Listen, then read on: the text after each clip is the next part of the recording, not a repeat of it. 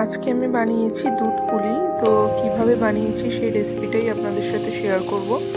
কড়াইতে দিয়ে দিয়েছি গুড়, দিয়েছি কোরানো নারকেল আর গুড়টা ভালো করে আমি একটা পুর মতো করে নেব।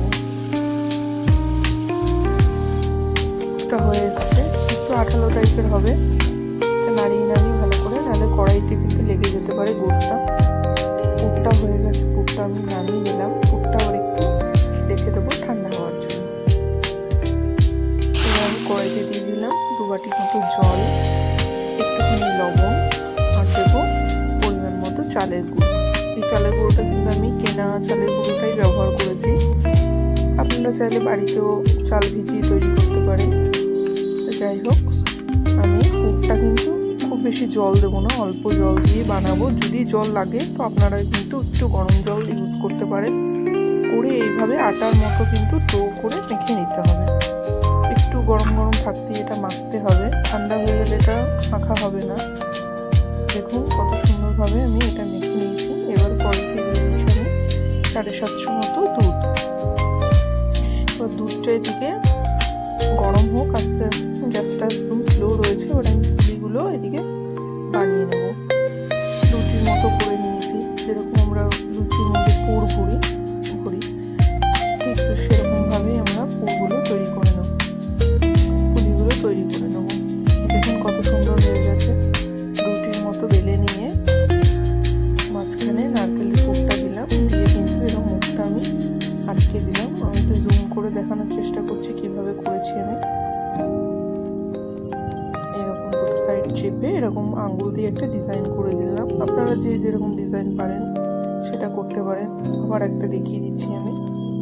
এরকম রুটির মতো ছোট্ট একটা পুর মতো দিয়ে আবার এটা মুখটা আটকে দেবো। এইভাবে চেপে আমি কিন্তু একটা ডিজাইন বানিয়ে নেব। এইভাবে কিন্তু সমস্ত পুলিগুলো আমি তৈরি করে নিয়েছি।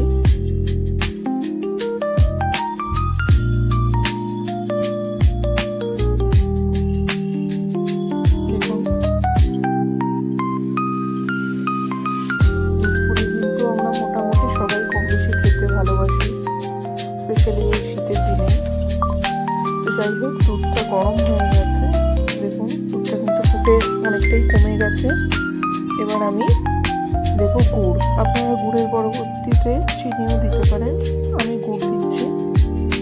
গুড়টা দিয়ে একটু ভালো করে নাড়াচাড়া করবো, গুড়টা যাতে গলে যায় ভালো করে। আর দেবো অল্প একটু লবণ। দেখুন গুড়টা গলে গেছে এবং দুধের কালারটাও কিন্তু চেঞ্জ হয়ে গেছে।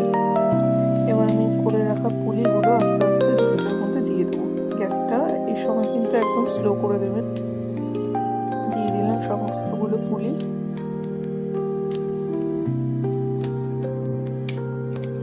দিয়ে এবার হাতা দিয়ে একটু হালকা করে একটু নাড়িয়ে দেবো। দেখুন একটা গায়ে কিন্তু একটা লেগে যায়নি এখনো। এবার দুধটা পুরো ফুটে গেছে, পুলিগুলো কিন্তু হয়ে গেছে। 2 মিনিট মতো ফুটিয়ে নিলে পুলিগুলো কিন্তু একদম তৈরি হয়ে যাবে। দেখুন কত সুন্দর লাগছে দেখতে, একটু ভেঙেও যায়নি। দেখুন আমি একটা পুলি কেটে দেখাচ্ছি, কত সফট হয়েছে। আপনারা কিন্তু বাড়িতে এইভাবে বানাবেন, অবশ্যই জানাবেন কেমন লাগলো খেতে।